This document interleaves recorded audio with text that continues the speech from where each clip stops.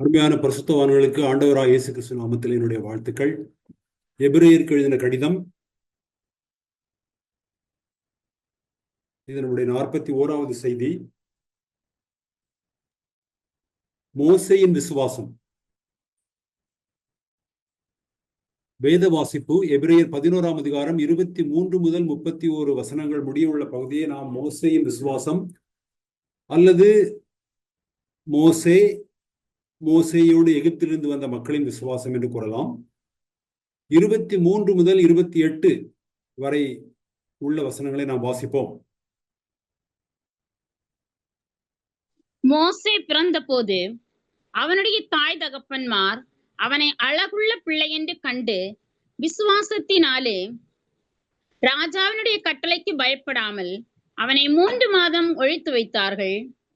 விசுவாசத்தினாலே மோசே தான் பெரியவன் ஆன போது பார்வோனுடைய குமாரத்தியின் மகன் எனப்படுவதை வெறுத்து அநித்தியமான பாவ சந்தோஷங்களை அனுபவிப்பதை பார்க்கிலும் தேவனுடைய ஜனங்களோட துன்பத்தை அனுபவிப்பதையே தெரிந்து கொண்டு இனிவரும் பலன்மேல் நோக்கமாயிருந்து எகிப்திலுள்ள பொக்கிஷங்களிலும் கிறிஸ்தவ நிமித்தம் வர நிந்தையை அதிக பாக்கியம் என்று எண்ணினான். விசுவாசத்தினாலே அவன் அதரிசனமானவரை தரிசிக்கிறது போல உறுதியாயிருந்து ராஜாவின் கோபத்துக்கு பயப்படாமல் எகிப்தை விட்டு போனான். விசுவாசத்தினாலே முதற்பேரானவைகளை சங்கரிக்கிறவன் இஸ்ரவேலரை தொடாதபடிக்கு அவன் பஸ்காவையும் இரத்தம் பூசுதலாகிய நியமத்தையும் ஆசரித்தான். இந்த பகுதியை மோசேயின் விசுவாசம் என்று நாம் கூறலாம். ஏறக்குறைய பழைய ஏற்பாட்டின் கதாநாயகர் என்று சொல்லும் அளவுக்கு மோசேயினுடைய வளர்ச்சி மேலோங்கி நிற்கிறது.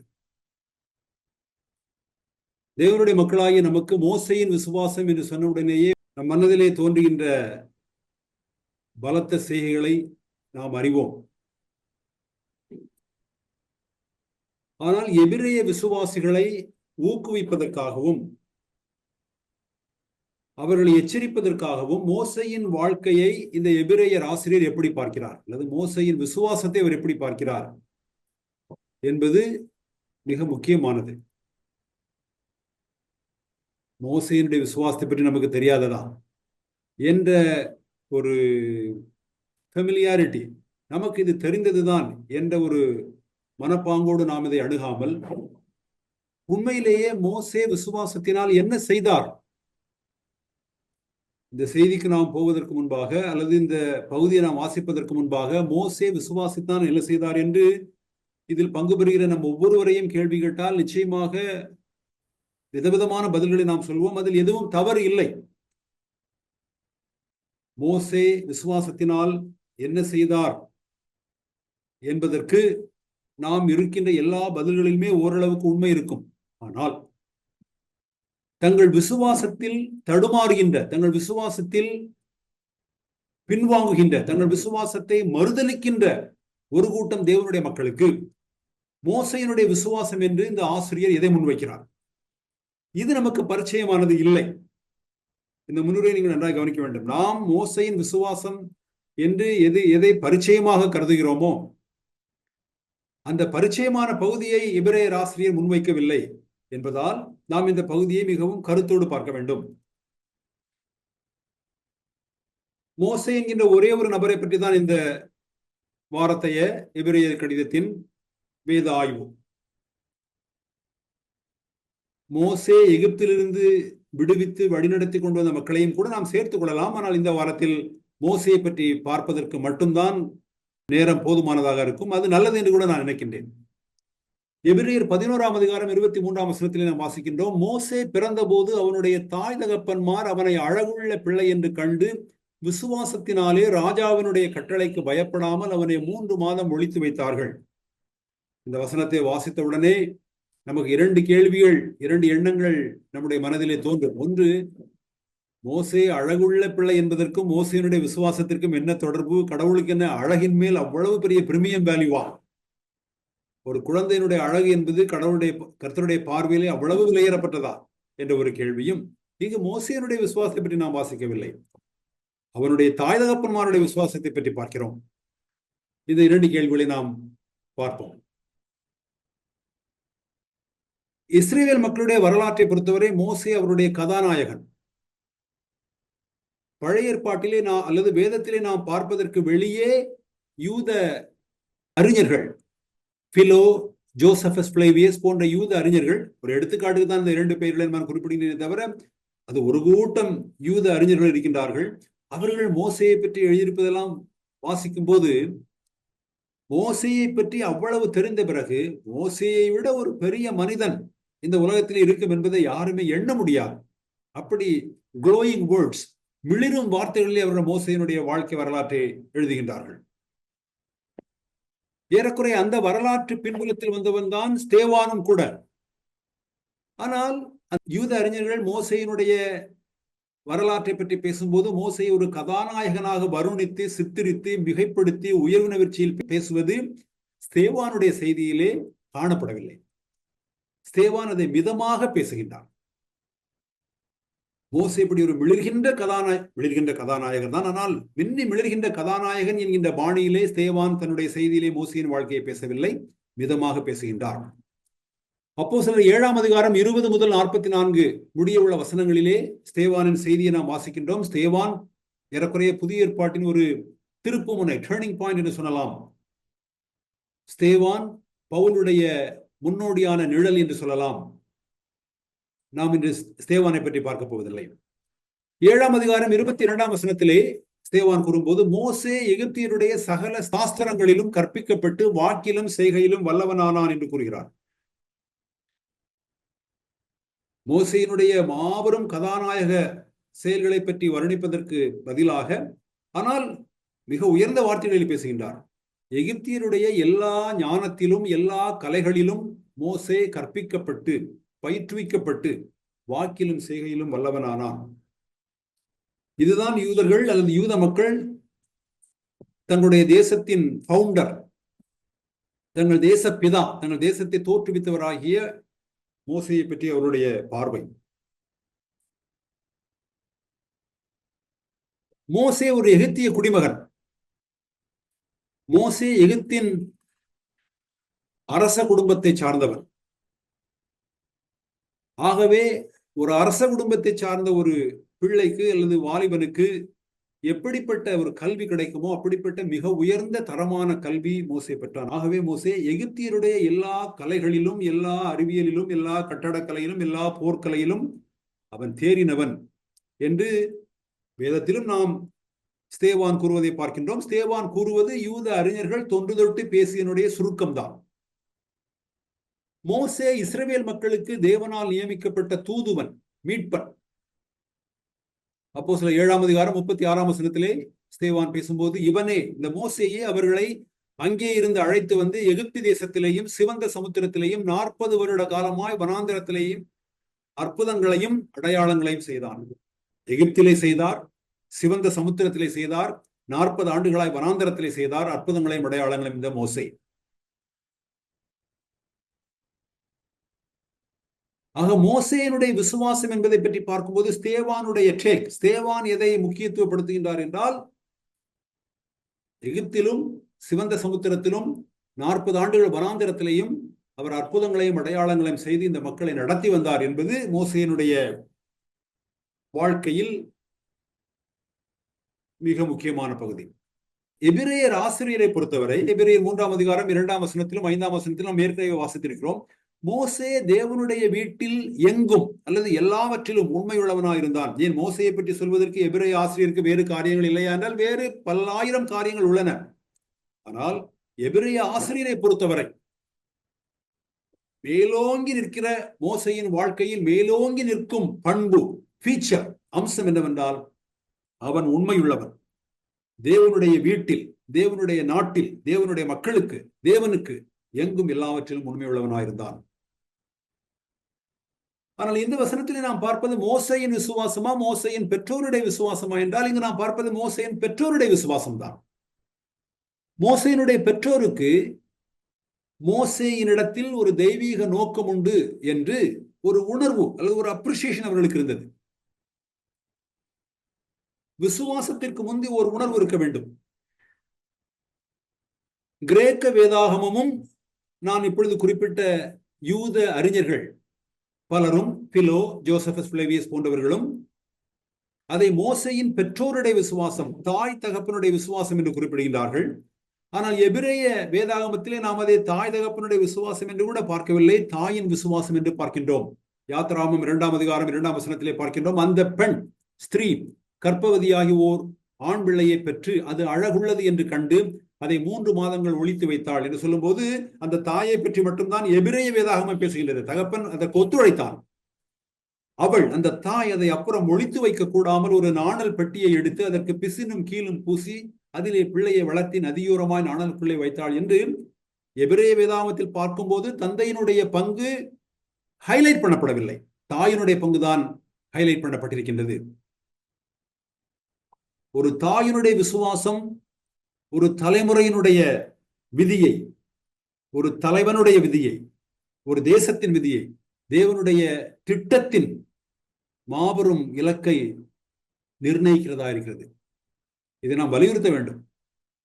ஒரு தாயினுடைய விசுவாசம் என்பது எவ்வளவு தூரம் பாய்ந்து செல்லும் என்பது. எபிரேயர் 11ஆம் அதிகாரம் 23 நாம் இப்பொழுது வாசித்தோம். மோசே பிறந்த போது அவனுடைய தாய் தகப்பன்மார், ஆக எபிரேய வேதாகமத்திலே தாயினுடைய விசுவாசம் என்பதுதான் அடிக்கோடிட்டு காட்டப்பட்ட போதும் கூட கிரேக்க மொழிபெயர்ப்பான செப்டுவாஜின்டிலே அல்லது கிரேக்க யூத அறிஞர்கள் மத்தியிலே தாய் தகப்பன்மார், ஒரு தாய் ஒரு தகப்பனுடைய விசுவாசத்தின் மேலும் ஒரு செல்வாக்கும் ஒரு தாக்கமும் ஏற்படுத்த முடியும். அவனை அழகுள்ள பிள்ளை என்று கண்டு விசுவாசத்தினாலே ராஜாவினுடைய கட்டளைக்கு பயப்படாமல் அவனை 3 மாதம் ஒளித்து வைத்தார்கள். அவர்கள் விசுவாசத்தினாலே ராஜாவினுடைய கட்டளைக்கு பயப்படவில்லை. ஒரு ராஜாவினுடைய கட்டளைக்கு பயப்படாமல் இருப்பதற்கு விசுவாசம் தேவைப்படுகின்றது. அதே போல அவன் அழகுள்ள பிள்ளை என்று அவனுடைய பெற்றோர்கள் கண்டார்கள். காக்கைக்கும் தன் குஞ்சு பொன் குஞ்சு எல்லா பெற்றோர்களுக்கும் அவருடைய பிள்ளைகள் அழகான பிள்ளைகள் தான். ஆகவே இங்கு அழகுள்ள பிள்ளை என்று சொல்லும் போது அது வெறுமனே ஒரு வெளி தோற்றத்தையோ அல்லது புறம்பான தோற்றத்தையோ பற்றியதல்ல. அவனுடைய கவுண்டனன்ஸ், இந்த பிள்ளையினுடைய கவுண்டனன்ஸ், ஒரு தோற்றத்தை பார்க்கும்போது இவன் தேவனுடைய மக்களுக்காக பெரிய காரியங்களை சாதிக்க குறிக்கப்பட்டவன் என்கின்ற ஒரு உணர்வு, ஒரு அப்ரிசியேஷன் மோசேயினுடைய பெற்றோருக்கு இருந்தது. அவனுடைய பெற்றோருடைய பெயர் அம்ராம், யோகபேத். அம்ராம் என்பது மோசேயினுடைய தகப்பனார் பெயர், யோகபேத் என்பது தாயாருடைய பெயர். மோசேயின் மூலமாக நிறைவேறவிருக்கிற ஏதோ ஒரு தெய்வீக நோக்கம் இந்த பிள்ளைக்கு இருக்கின்றது. அது இவன் மூலமாக நிறைவேறும். தெய்வீக நோக்கத்தை பற்றிய ஒரு உணர்வைத்தான் அவன் அழகுள்ள பிள்ளை என்று அவர்கள் கண்டார்கள் என்கின்ற அந்த வாக்கியம் குறிக்கின்றதே தவிர வெறுமனே ஒரு பிள்ளையினுடைய புறம்பான வெளிப்புறமான அழகை வைத்து அவனுடைய பெற்றோர் எதையும் தீர்மானிக்கவில்லை என்றுதான் நாம் பொருள் விளக்கம் தர வேண்டும். 24ஆம் வசனம், விசுவாசத்தினாலே மோசே தான் பெரியவனான போது பார்வோனுடைய குமாரத்தின் மகன் என்னப்படுவதை வெறுத்து. மோசே பார்வோனின் குமாரத்தின் மகன் என்பதை நாம் அறிவோம். அவனுடைய தாய் அவனை ஒரு நாணல் பெட்டியிலே வைத்து நதியிலே மிதக்க விட்ட போது பார்வோனின் குமாரத்தி அந்த பெட்டியை கண்டு அவனை தன் பிள்ளையாக தத்தெடுத்துக் கொள்கின்றாள். அந்த பிள்ளையை வளர்ப்பதற்கு மோசேயின் தாயையே அமர்த்திக் கொள்கின்றாள். அவன் வளரும் போது இந்த சமுதாயத்தை பொறுத்தவரை அவன் பார்வோனின் குமாரத்தியின் மகன், அரச குடும்பத்தைச் சேர்ந்த ஒரு மகளுடைய, ஒரு பெண்ணுடைய மகன் அவன். மோசே பெரியவனான போது, அப்போஸ்தலர் 7ஆம் அதிகாரம் 23ஆம் வசனத்திலே ஸ்தேவான் மோசேயை பற்றி பேசும்போது அவனுக்கு 40 வயதான போது இஸ்ரவேல் புத்திரராகிய தன்னுடைய சகோதரரை கண்டு சந்திக்கும்படி அவனுடைய இருதயத்திலே எண்ணம் உண்டாயிற்று. மோசேயின் வாழ்க்கை 120 ஆண்டுகள் வாழ்ந்த அந்த வாழ்க்கையை ஸ்தேவான் 3 பகுதிகளாக பிரித்து முதற் பகுதி 40 வயது முடியும் போது அவன் பெரியவன் ஆன போது அவனுடைய இருதயத்திலே தன் சகோதரரை பற்றிய ஒரு எண்ணம் உண்டாயிற்று என்று கூறுகின்றார். 25ஆம் வசனம், தன்னுடைய கையினாலே தேவன் தங்களுக்கு ரட்சிப்பை தருவார் என்பதை தன்னுடைய சகோதரர்கள் அறிந்து கொள்வார்கள் என்று அவன் நினைத்தான், அவர்களோ அறியவில்லை. ஆகவே அவன் பெரியவன் ஆன போது மோசேயினுடைய உள்ளத்திலே ஒரு உணர்வு எழுகிறது. ஒன்று, என்னுடைய சகோதரர்கள் இதோ இந்த அடிமைகள். இரண்டாவது, இந்த அடிமைகளுக்கு ஒரு விடுதலையை, ஒரு ரட்சிப்பை கொண்டு வர நான் விதிக்கப்பட்டிருக்கிறேன் என்கின்ற ஒரு உணர்வு மோசேக்கு எழுகின்றது. மோசே ஒடுக்கப்பட்ட அல்லது நசுக்கப்பட்ட இஸ்ரவேல் மக்களோடு தன்னை அடையாளப்படுத்திக் கொண்டான். அன்றைய இஸ்ரவேல் மக்களுடைய நிலையை நாம் மிகவும் பெருமிதத்தோடு அடையாளப்படுத்திக் கொள்கின்ற ஒரு மக்கள் கூட்டமாக அவர்கள் இருக்கவில்லை. இதை நான் மிகவும் சுருக்கமாக சொல்லிவிடுகின்றேன். இன்று நாம் வாழ்கின்ற நாட்களிலும் பல்விதமான மக்கள் சமுதாயங்கள், மக்கள் குழுக்கள் உண்டு. சில மக்கள் சமுதாயங்கள், மக்கள் குழுக்களோடு அடையாளப்படுத்திக் கொள்வதை மற்ற மனிதர்கள் பெருமையாக கருதுவதில்லை. இஸ்ரேல் மக்கள் அப்படிப்பட்டவர்கள் தான். ஆனால் மோசே தீர்மானிக்கின்றான், இந்த நசுக்கப்பட்ட மக்களோடு என்னை நான் அடையாளப்படுத்திக் கொள்கிறேன் என்று. அப்படி அடையாளப்படுத்திக் கொள்வதற்கு அரச குடும்பத்தின் உறுப்பினன், அரச குடும்பத்தினன் என்ற எகிப்தில் அனுபவித்த தன் அந்தஸ்தை துறக்க அவன் தீர்மானிக்கிறான். இஸ்ரவேலரோடும் எகிப்தியரோடும் ஒரே நேரத்தில் அடையாளப்படுத்திக் கொள்ள முடியாது. வாழ்க்கையின் ஒரு சந்திக்கு நாம் வருவோம், இதுவா அதுவா என்பதை நாம் தேர்வு செய்ய வேண்டும். நீ யாரோடு உன்னை அடையாளப்படுத்திக் கொள்ள விரும்புகிறாய்? இஸ்ரவேல் மக்களோடு, இந்த அடிமைகளோடு, நசுக்கப்பட்ட மக்களோடு, பெருமை பாராட்டுவதற்கு ஒன்றுமில்லாத இந்த மக்களோடு உன்னை அடையாளப்படுத்திக் கொள்கிறாயா? அல்லது பெருமையும் செல்வாக்கும் அதிகாரமும் உள்ள எகிப்தியரோடு உன்னை அடையாளப்படுத்திக் கொள்கிறாயா என்பது மோசேக்கு முன்பாக மட்டுமல்ல, ஒவ்வொரு நூற்றாண்டிலும் ஆண்டவராகிய இயேசு கிறிஸ்துவை பின்பற்றுகின்ற தேவனுடைய மக்கள் சந்திக்கின்ற ஒரு ஜங்ஷன் இந்த கேள்வி. ஒன்றை தேர்வு செய்தால் மற்றதை கைவிட வேண்டும். பார்வோனின் குமாரத்தின் மகன் என்கின்ற அந்தஸ்து தருகிற வசதி வாய்ப்புகளா, அல்லது இழிவு இல்லாமல் இருந்த அடிமைகள் நாடா என்பதை அவன் தேர்வு செய்ய வேண்டும். அவன் தேர்வு செய்தான், தெரிந்து கொண்டான். மோசையினுடைய தெரிந்து கொள்ளுதல், மோசையினுடைய தேர்வு உலக அளவுகோலின்படி ஒரு அறிவின்மை, நாம் கொலோக்கியலாய் சொல்வதாயிருந்தால் முட்டாள்தனம். பல்லாயிரம் ஆண்டுகள் கடந்த இந்த தூரத்திலே நாம் பார்க்கும்போது அது ஒன்றுமில்லாத போல எல்லாரும் அதைத்தான் செய்திருப்போம் என்பது போல் நாம் நினைக்கின்றோம். எல்லாரும் அப்படி செய்வதில்லை, நாம் அப்படி செய்ய மாட்டோம்.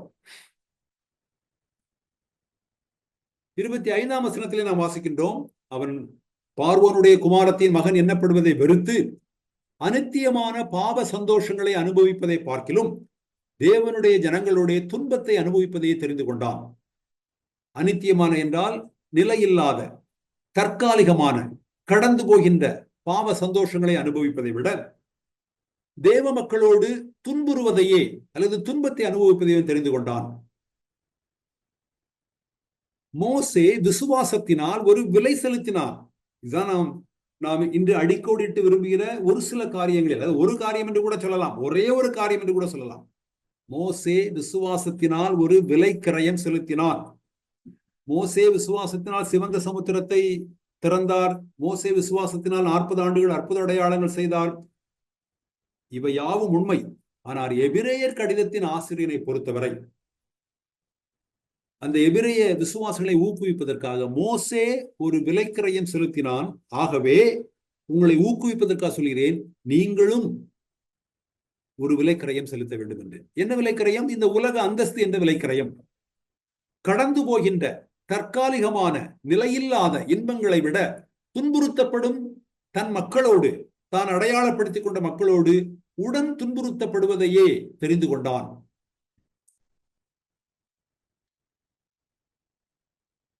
ஒரு கேள்வியை நாம் முன்வைக்க வேண்டும். உயர் பதவியும் அரசு அதிகாரமும் தரும் அனுகூலங்களும் ஸ்லாக்கியங்களும் பாவமா?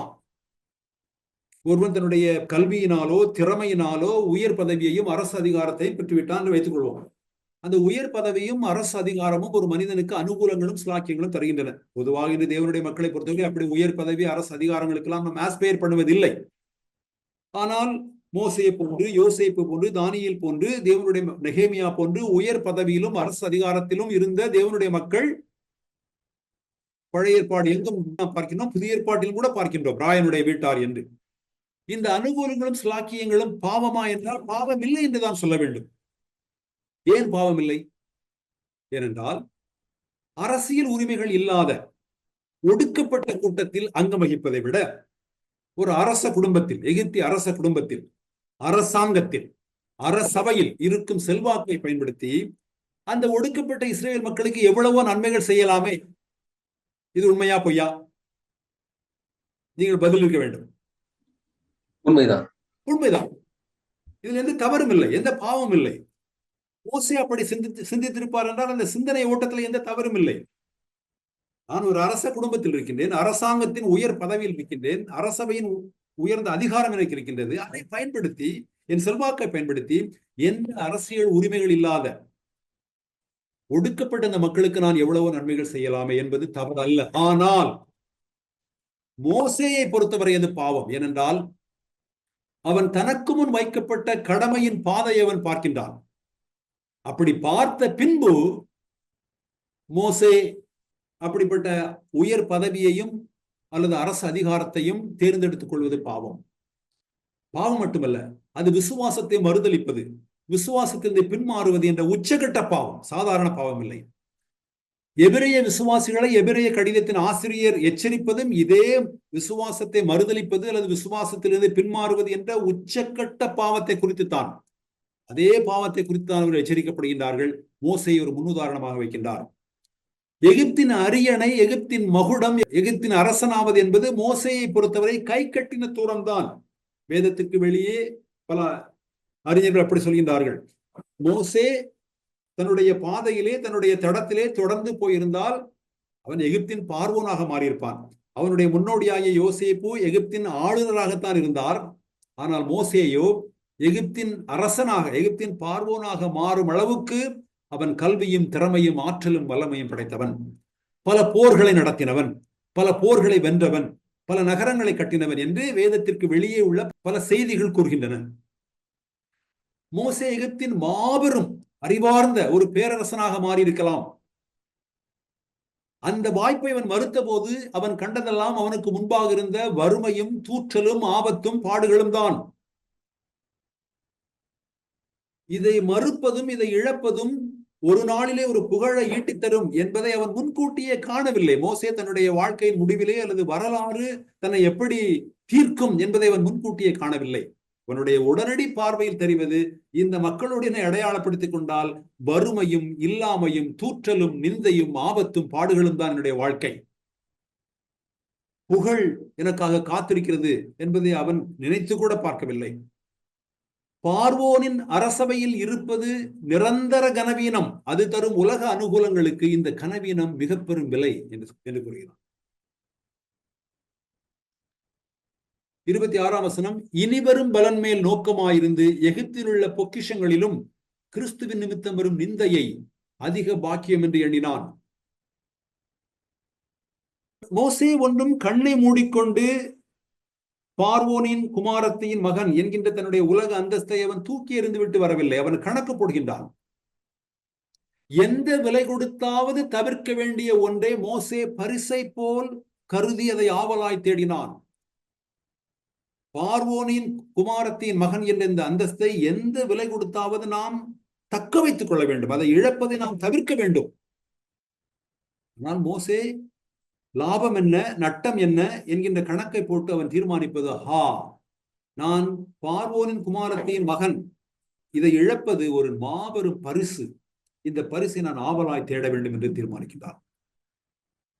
கிறிஸ்து என்று இங்கு பயன்படுத்தப்பட்டுள்ள வார்த்தை தேவனால் அபிஷேகிக்கப்பட்டவர் அல்லது அபிஷேகிக்கப்பட்டவர் என்கின்ற வார்த்தை தான். தேவனால் அபிஷேகிக்கப்பட்டவன் மேல் அல்லது பட்டவர் மேல் தங்கும் நிந்தையை விட எகிப்தின் தற்காலிக செல்வங்களை மிக குறைவான மதிப்புடையவர்களாகவே கருதினான். 2 செல்வங்கள் அவனுக்கு முன்பாக வைக்கப்பட்டுள்ளன. ஒன்று, தேவனால் அபிஷேகிக்கப்பட்டவன் என்ற முறையிலே அவன் மேல் தங்கப் போகின்ற நிந்தை. இன்னொன்று, எகிப்தின் செல்வங்கள், அவை தற்காலிக செல்வங்கள். இதில் எது மிக நிறைவான மதிப்புடையது, எது மிக குறைவான மதிப்புடையது என்று அவன் தராசிலே வைத்து நிறுத்தி பார்க்கும்போது, எகிப்தின் தற்காலிக செல்வங்களை நாம் இன்று வரலாற்றை பார்த்த பிறகு நாம் சொல்கிறோம் அவைகள் தற்காலிக செல்வங்கள் என்று. நாம் வாழும்போது ஒரு செல்வங்களை நாம் அனுபவிக்கும் போது அதை ஒன்றும் தற்காலிக செல்வங்கள் என்றெல்லாம் நான் கருதுவதில்லை. அவைகளை ஆற தழுவிக் கொள்கிறோம். அந்த செல்வங்கள், எகிப்தின் செல்வங்களை மிக குறைவான மதிப்புடையவர்களாகவே கருதினார். புதிய ஏற்பாட்டிலே பிலிப்பியர் 3ஆம் அதிகாரத்திற்கு வரும்போது அப்போஸ்தலனாகிய பவுல் இப்படி கூறுகின்றார், எனக்கு லாபமாயிருந்தவைகள் எவைகளோ ஏறக்குறைய அவைகளை கிறிஸ்துவுக்காக நட்டம் என்று எண்ணுகின்றேன். மோசேயை பார்க்கும்போது புதிய ஏற்பாட்டின் பவுலை போலவும், பவுலை பார்க்கும்போது பழைய ஏற்பாட்டின் மோசையை போலவும் நாம் காண்கின்றோம். இந்த எண்ணுகிறேன் என்கின்ற வார்த்தை நான் சிந்திக்கிறேன் என்கின்ற பொருளில் பயன்படுத்தப்படவில்லை. எப்படி ஒரு கணக்கு பிள்ளை லாப நட்ட கணக்கு பார்ப்பாரோ அதுபோல பவுல் கணக்கு போட்டு பார்க்கிறார். எது லாபம் எது நட்டம்? மோசே கணக்கு போடுகிறார், எது லாபம் எது நட்டம் என்று. மோசேயின் தலைமைத்துவத்தின் கீழ் தொடங்கின இஸ்ரவேலின் தேசிய வரலாறு அது கிறிஸ்துவனிடத்தில் நம்மை இட்டுச் செல்கின்றது. எப்படி மோசே அடிமை மக்களோடு தன்னை அடையாளப்படுத்திக் கொள்கிறாரோ அதே போல கிறிஸ்து தன் மக்களோடு தன்னை அடையாளப்படுத்திக் கொள்கின்றார். வெறுமனே இஸ்ரவேல் மக்களோடு மட்டுமல்ல, இந்த பழைய படைப்புக்கும் பாவத்துக்கும் மரணத்துக்கும் அதனுடைய எல்லா விளைவுகளுக்கும் அடிமைகளாக அடிமை தலையில் இருந்த விடுவிப்பார் என்று பெருமூச்சும் கதறுதலும் உள்ள மக்களோடு மானிடத்தோடு அவர் தன்னை அடையாளப்படுத்திக் கொண்டார். அதை பார்க்கும்போது எப்படி ஆபிரகாம் கிறிஸ்துவின் நாளை நோக்கி ஆவலாய் பேராவலாய் காத்திருந்தாரோ அதே போல மோசேயும் கூட கிறிஸ்துவின் நாளை நோக்கி கிறிஸ்துவின் நாளுக்காக ஆவலாய் காத்திருந்தார். கிறிஸ்து தேவனுடைய முதல் மகன். எப்படி ஆண்டவராய் இயேசு கிறிஸ்து தன் மக்களோடு தன்னை அடையாளப்படுத்திக் கொள்கிறார்? இயேசு தேவனுடைய முதல் மகன் என்று நாம் புதிய ஏற்பாட்டிலே வாசிக்கின்றோம். யாத்திராம் 4ஆம் அதிகாரம் 22ஆம் வசனம், அப்பொழுது நீ பார்வோனோடே சொல்ல வேண்டியது என்னவென்றால், இஸ்ரவேல் என்னுடைய குமாரன், என் சேஷ்ட புத்திரன். எளிமையான மொழிபெயர்ப்பு, இஸ்ரவேல் என் மகன், என் முதல் மகன். வேதாகமத்தில் முதல் மகன் என்கின்ற வார்த்தை இஸ்ரவேலுக்கு பயன்படுத்தப்பட்டிருக்கிறது. பின்பு புதிய ஏற்பாட்டிற்கு வரும்போது ஆண்டவராய் இயேசு கிறிஸ்து தேவனுடைய முதல் மகன், ஃபர்ஸ்ட் பார்ன் சன் என்று பயன்படுத்தப்படுகிறது. ஆகவே மெய்யாகவே தேவனுடைய முதல் மகன் என்பது ஆண்டவராய் இயேசு கிறிஸ்துவை குறிக்கும். இஸ்ரவேல் ஆண்டவராய் இயேசு கிறிஸ்துவுக்கு ஒரு அடையாளமாக, நிழலாக இருக்கின்றது. இந்த மேசியாவின் மக்களோடு தன்னை அடையாளப்படுத்திக் கொண்டார். அதனுடைய பொருள் என்ன? அடையாளப்படுத்திக் கொண்டார் என்று ஒன்றுபடுத்திக் கொண்டார். இந்த மக்களுடைய நிலைதான் என்னுடைய நிலை. இந்த மக்களுக்கு என்ன நேரிடுகிறதோ அது எனக்கு நேரிடுகிறது, எனக்கு என்ன நேரிடுமோ அது இந்த மக்களுக்கு நேரிடுகிறது என்பதுதான் மேசியாவின் மக்களும் அடையாளப்படுத்திக் கொள்வது. இந்த வசனத்தை நாம் பலமுறை மேற்கோள் காட்டியிருக்கின்றோம். ஏசாயா 63ஆம் அதிகாரம் 9ஆம் வசனம், அவர்களுடைய எல்லா நெருக்கத்திலும் அவர் நெருக்கப்பட்டார். நம்முடைய பிரதான ஆசாரியரை பற்றி நாம் பார்க்கும்போது நம்முடைய பலவீனங்களை குறித்து பரிதபிக்க முடியாத பிரதான ஆசாரியர் இல்லாமல் நம்மை போல் சோதிக்கப்பட்டும் பாவம் இல்லாத பிரதான ஆசாரியர் நமக்கு இருக்கிறார். நம்முடைய பலவீனங்களை குறித்து நம்மோடு உடன் பரிதபிக்கின்ற பிரதான ஆசாரியர் என்று ஆண்டவராய் இயேசு கிறிஸ்துவை பற்றி எபிரேயர் 4ஆம் அதிகாரத்தில் ஆசிரியர் குறிப்பிடுகின்றார். தன்னுடைய மக்கள் நெருக்கப்படும் போது அவர்களோடு அவர் உடன் நெருக்கப்படுகின்றார். அந்த அளவிற்கு மேசியா தன்னுடைய மக்களோடு தன்னை ஒன்றுபடுத்திக் கொள்கின்றார். மேசியா தன் அனுபவத்தில் தன் மக்களுடைய அனுபவத்தை மீள் பார்வையிடுகிறார். ஆண்டவராய் இயேசு கிறிஸ்து எகிப்திலிருந்து கொண்டு வரப்படுகிறார். ஓசியா 11ஆம் அதிகாரம் 1ஆம் வசனத்திலே பார்க்கின்றோம், இஸ்ரவேல் இளைஞனாயிருந்த போது நான் அவனை நேசித்தேன், எகிப்திலிருந்து என்னுடைய குமாரனை வரவழைத்தேன் என்று தீர்க்க தரிசனம் கூறப்படுகிறது. மத்தேயு அதை தன்னுடைய புத்தகத்திலே கையாளுகின்றார். மத்தேயு 2ஆம் அதிகாரம் 15ஆம் வசனத்திலே, ஏரோதின் மரண பரியந்தம் யோசேப்பு அங்கே இருந்தான், எகிப்திலே இருந்தான், எகிப்திலிருந்து என்னுடைய குமாரனை வரவழைத்தேன் என்று தீர்க்கதரிசியின் மூலமாய் கர்த்தரால் உரைக்கப்பட்டது நிறைவேறும்படி இப்படி இருந்தது. ஆண்டவராய் இயேசு கிறிஸ்து எகிப்திலே சிறு பிள்ளையாயிருந்த போது தன்னுடைய பெற்றோர்கள் எகிப்திலே ஒரு காலகட்டத்தில் இருந்தார்கள். அவர்கள் எகிப்திலிருந்து மீண்டும் அவர்கள் இஸ்ரவேல் தேசத்திற்கு வரும்போது இந்த ஓசியா 11ஆம் அதிகாரம் 1ஆம் வசனத்தை மத்தேயு மேற்கோள் காட்டுகின்றார். சில சமயம் கேள்வி இப்படி வரும், எப்படி ஓசியா 11ஆம் அதிகாரம் மேற்கோள் காட்டுவதற்கு எங்கு பொருந்தும்? அது இஸ்ரவேல் மக்களை தேவன் எகிப்திலிருந்து விடுவித்துக் கொண்டு வந்த போது பேசப்பட்ட வார்த்தை அல்லவா என்று. ஆனால் இது மிகவும் பொருள் நிறைந்தது. என்ன பொருள்?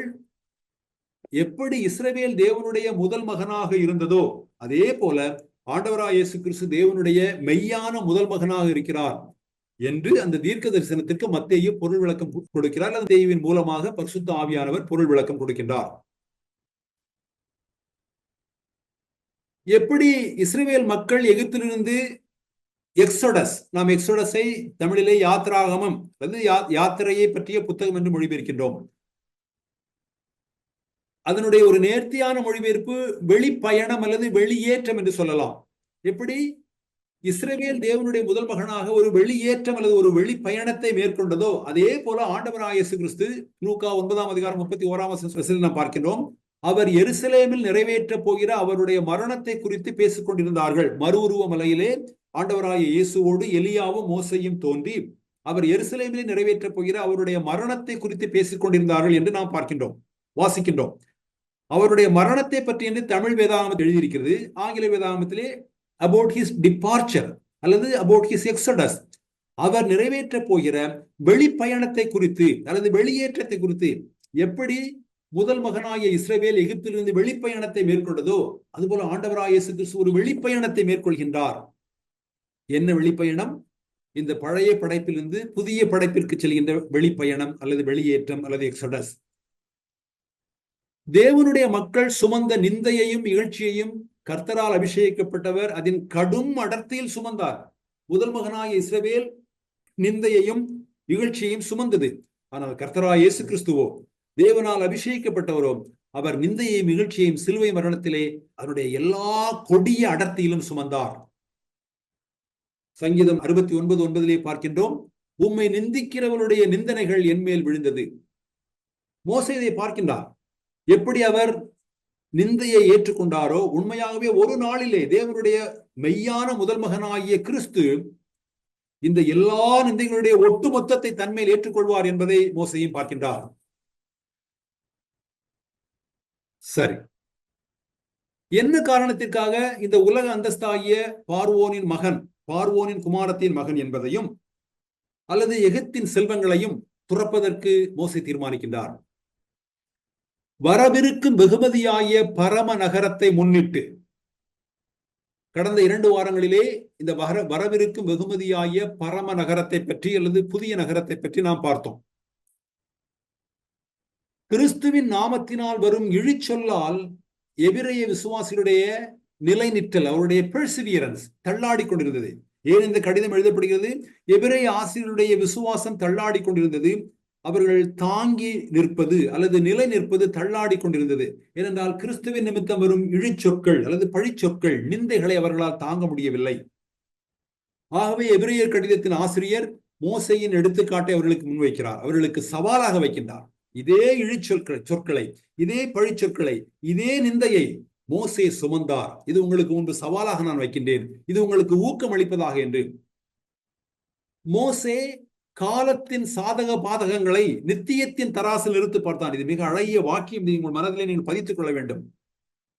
காலத்திலே நாம் ஒரு உலக அந்தஸ்து அல்லது ஒரு உலக அதிகாரம் அல்லது ஒரு உலக பதவி, உலக செல்வம் நமக்கு சில சாதகங்களையும் பாதகங்களையும் தரும்.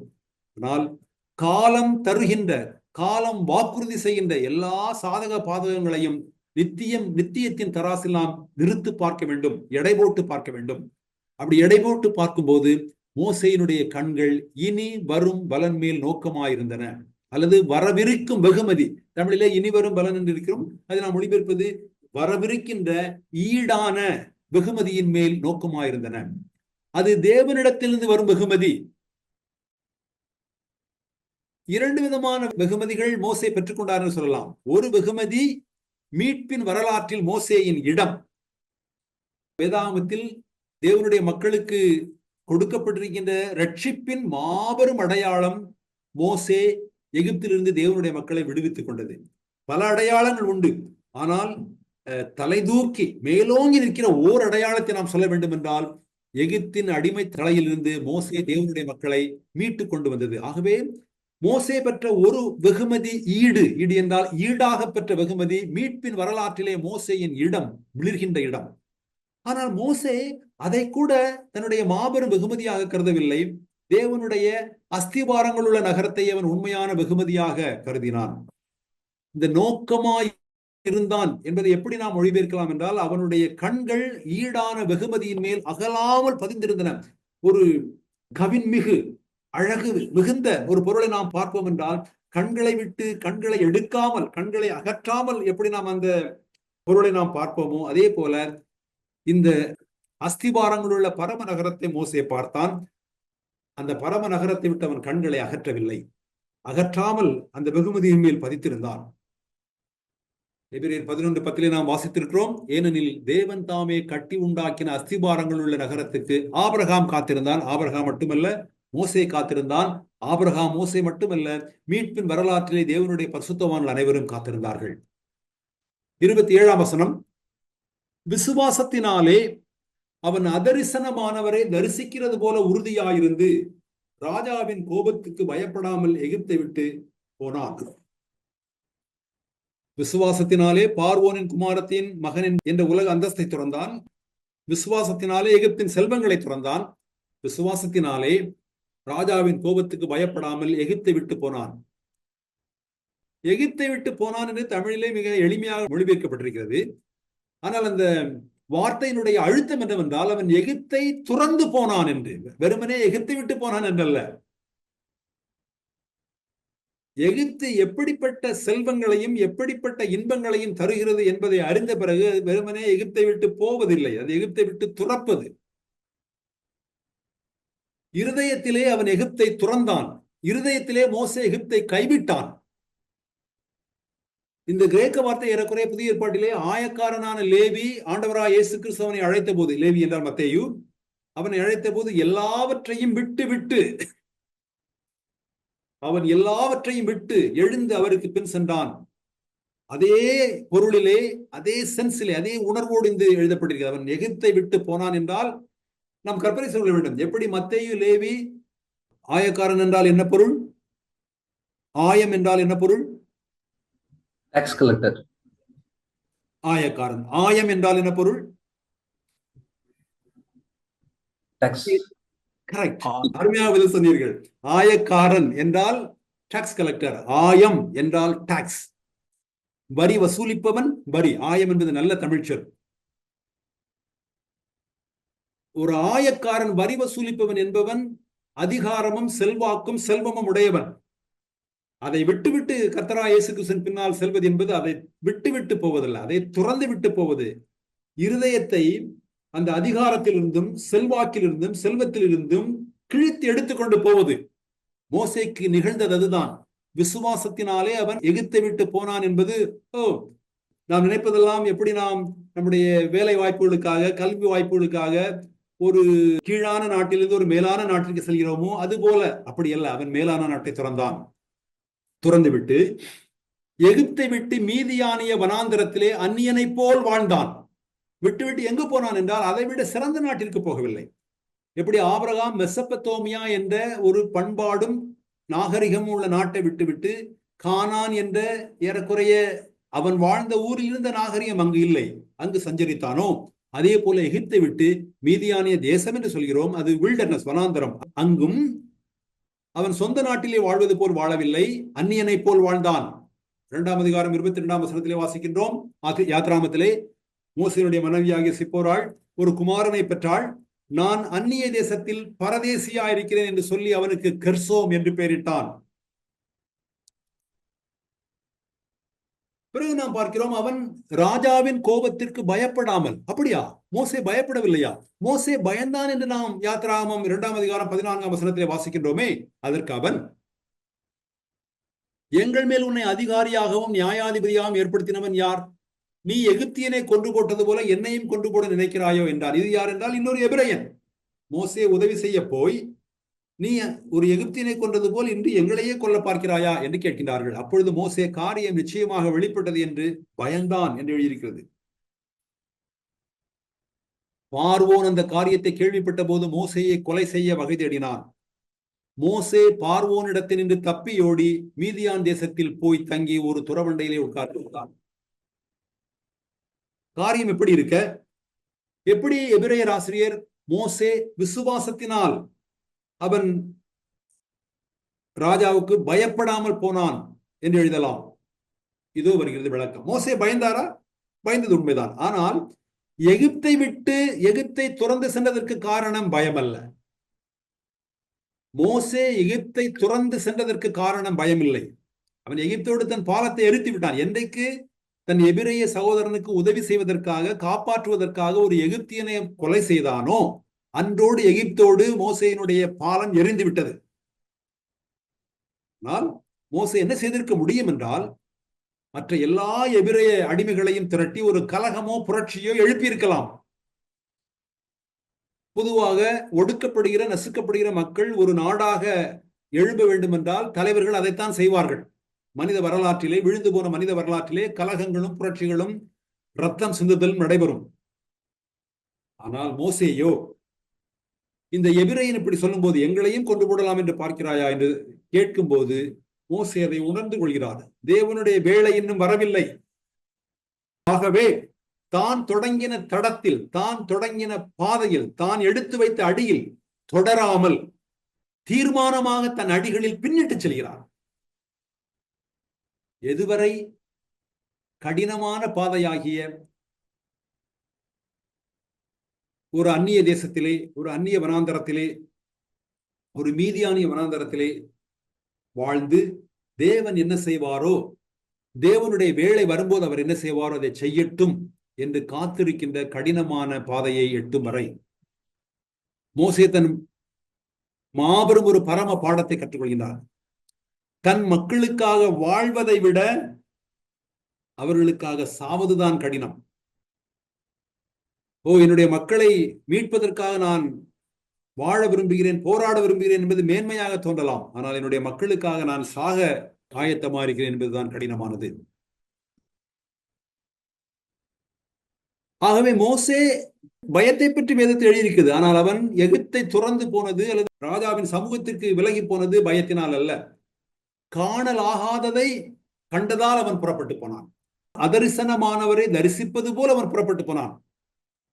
மோசே எப்பொழுது புறப்பட்டு போனார் என்றால் இரண்டு விதமான பேசுகிறார்கள். ஒன்று, சிவந்த சமுத்திரத்தை கடந்து போவதற்கு இறுதியாக தேவனுடைய மக்கள் எல்லாரையும் விடுவித்துக் கொண்டு போனதுதான் மோசே எகிப்தை விட்டு புறப்பட்டது என்று சொல்கின்றவர்களும் உண்டு, என்று பொருள் விளக்கம் கொடுக்கிறவர்களும் உண்டு. வேறு சிலர் இல்லை, எப்போது ஒரு எகிப்தியனை கொன்றுவிட்டு அது பார்வோனுக்கு தெரிய வந்த போது எகிப்தை துறந்து அவன் மீதியானுடைய தேசத்திற்கு தப்பி ஓடினானோ அப்போது அவன் எகிப்தை விட்டு புறப்பட்டு போனான் என்று பொருள் விளக்கம் தருகிறவர்களும் உண்டு. என்னுடைய கருத்து, முதலாவது ஒரு எகிப்தியனை கொன்றுவிட்டது பார்வோனுக்கு தெரிய வந்த போது பார்வோனுடைய பிடிக்கு தப்பிப்பதற்காக அவன் எகிப்தை விட்டு கடந்து போனதுதான் அவன் எகிப்தை விட்டு புறப்பட்டது. நாம் நினைக்கலாம், கடந்து போகாமல் மோசே என்னதான் செய்திருக்க முடியும்? நாம் இப்பொழுது பார்த்தது போல கடந்து போகாமல் இந்த லட்சக்கணக்கான அடிமைகளை திரட்டி அவர்களை எழுப்பி கலகமும் புரட்சியும் செய்திருக்கலாம். ஆனால் மோசே அது மாம்சத்தின் வழி, ஊனியல்பின் வழி, ஊனின் வழி என்று அவன் புரிந்து கொள்கின்றான். ஏனென்றால் பஸ்காவை பற்றிய குறிப்பு பின்னால் தான் வருகின்றது. ஆகவே இது பஸ்காவுக்கு முன்பு நிகழ்கின்ற ஒரு நிகழ்ச்சி. அது மட்டுமல்ல, வெளியேற்றத்தின் போது, எக்ஸடஸின் போது பயந்து ஒன்று மோசேயும் இஸ்ரேல் மக்களும் போகவில்லை. எகிப்தின் ராஜாவாகிய பார்வோனும் எகிப்து மக்களும் அவர்களை வெளியேறும்படி வேண்டிக் கொண்டார்கள் என்று நாம் வாசிக்கின்றோம். 11ஆம் அதிகாரம் 27ஆம் வசனம், விசுவாசத்தினாலே அவன் அதரிசனமானவரை தரிசிக்கிறது போல, காணல் ஆகாதவரை காண்பது போல, காணக்கூடாதவரை காண்பது போல உறுதியாயிருந்து ராஜாவின் கோபத்துக்கு பயப்படாமல் எகிப்தை விட்டு போனான். மோசே எகிப்தை விட்டு போய்விட்டான் என்பதுதான் ராஜாவை கோபப்படுத்தும். அந்த கோபத்திற்கு அவன் பயப்படவில்லை. அவன் அதரிசனமானவரை தரிசிக்கிறது போல உறுதியாயிருந்து, பற்றி எறிய முச்செடியில் தேவன் என்று நாம் பொருள் கொள்ள வேண்டிய அவசியம் இல்லை. தரிசித்த அல்லது காணலாகும் எகிப்தின் ராஜாவை விட அதரிசனமான காணலாகாத ராஜாதி ராஜாவுக்கு மோசே அதிக கவனம் செலுத்தினான். இது நம்முடைய இருதயத்தை அரித்து பார்க்கின்ற, சல்லடை போட்டு அரித்து பார்க்கின்ற ஒரு கருத்தாகும். யாரை நாம் அதிகமாய் அஞ்சுகிறோம், யாரை அதிகமாய் கனம் பண்ணுகின்றோம்? மோசையை பொறுத்தவரை தரிசிக்கின்ற, காணலாகின்ற எகிப்தின் ராஜாவை விட அதரிசனமான, தரிசிக்க முடியாத, காணலாகாத ராஜாதி ராஜாவாகிய தேவனுக்கு அவன் அதிக கவனம் செலுத்தினான். ஒரு விதத்தில் விசுவாசம் காணப்படாதவர்களின் உறுதிப்பாடு என்பதை மோசையின் வாழ்க்கையில் அவர் உறுதி செய்தார். முதலாவது, காணப்பட முடியாத தேவனை பற்றிய உறுதிப்பாடு அவருக்கு இருந்தது. 11ஆம் அதிகாரம் 6ஆம் வசனத்திலே வாசிக்கின்றோம், தேவனை தேடுகிறவர்கள் தேவன் உள்ளார் அல்லது தேவன் உண்டு என்றும் அவர் தம்மை தேடுகிறவர்களுக்கு பலன் அளிக்கிறவர் என்றும் விசுவாசிப்பது. மோசையினுடைய விசுவாசத்திற்கும் நிலைத்து நிற்பதற்கும் ரகசியம் என்ன என்றால், ஏதோ ஒரு நாளிலே அவர் பெற்ற தரிசனம் அல்ல, தேவனை பற்றிய மோசையின் வாழ்நாள் தரிசனம். மோசையின் வாழ்நாள் எல்லாம், வாழ்நாள் முழுவதும் தேவனை பற்றிய தரிசனத்தினால் ஆட்கொள்ளப்பட்டிருந்தது. ஆகவேதான் மோசையினால் தேவனை விசுவாசிக்க முடிந்தது, அந்த விசுவாசத்தில் நிலைத்து நிற்க முடிந்தது. மோசையும் ஒரு எகிப்தியன் தான் ஒரு விதத்திலே, பார்வோனும் ஒரு எகிப்தியன் தான். ஆனால் பார்வோன் காணலாகாத அதரிசனமான எதையுமே அவன் பாராட்டினதில்லை. ஆனால் மோசேயோ காணலாகாத அதரிசனமான உலகங்களை கண்டான் என்று பல யூத அறிஞர்கள் எழுதுகின்றார்கள். காணலாகாத அமைப்பு, அதரிசனமான அமைப்பு மெய்யானது, நிலையானது. பரம நகரம், வரவிருக்கிற பரம நகரம் என்பது இன்று நாம் காணலாகாத, இன்று நமக்கு அதரிசனமான ஒரு ஒழுங்கு, அமைப்பு, ஆர்டர். ஆனால் அது மெய்யானது, நிலையானது. காணலாகும் யூத சமயம் கடந்து போகும் அமைப்பு என்று எபிரேயர் கடிதத்தின் ஆசிரியர் எபிரேய விசுவாசிகளுக்கு ஊக்குவிக்கின்றார். யூத சமயம் ஒரு பொருட்டென்று நீங்கள் கருதுகின்றீர்கள், அது காணக்கூடியது, ஆனால் காணக்கூடாத ஒரு அமைப்பு. பரம நகரம் உண்டு. ஆபிரகாம் அதை தேடினார் விசுவாசத்தினால். மோசே அந்த பரம நகரத்தை பற்றிய விசுவாசத்தினால் காணக்கூடியவைகளை அவர் துறந்தார். ஆகவே நீங்களும் ஊக்கமடைவீர்களாக என்பது அவருடைய கருத்து. 28ஆம் வசனம், விசுவாசத்தினாலே முதற் பேரானவைகளை சங்கரிக்கிறவன் இஸ்ரவேலரை தொடாதபடிக்கு அவன் பஸ்காவையும் இரத்தம் பூசுதலாகிய நியமத்தையும் ஆசரித்தான். பஸ்காவை இஸ்ரவேலுக்கு என்றென்றுமான நினைவார்த்தலாக மோசே நிறுவினார். பஸ்கா எகிப்தில் அவருடைய முற்பிதாக்களுடைய, இஸ்ரவேல் மக்களுடைய முற்பிதாக்களுடைய கடைசி இரவு. யாத்திராகமம் 12:13 நாம் வாசிக்கின்றோம், நீங்கள் இருக்கும் வீடுகளில் அந்த இரத்தம் உங்களுக்காக அடையாளமா இருக்கும். ஒவ்வொரு வீட்டிலும் ஒரு ஆட்டை எடுத்து அடித்து அதனுடைய இரத்தத்தை வீட்டு நிலைக்கால்களிலும் மேல்நிலையிலும் பூச வேண்டும். அந்த இரத்தத்தை நான் கண்டு உங்களை கடந்து போவேன். நான் எகிப்து தேசத்தை அழிக்கும் போது அழிக்கும் வாதை உங்களுக்குள்ளே வராதிருக்கும் என்று கூறுகிறார்.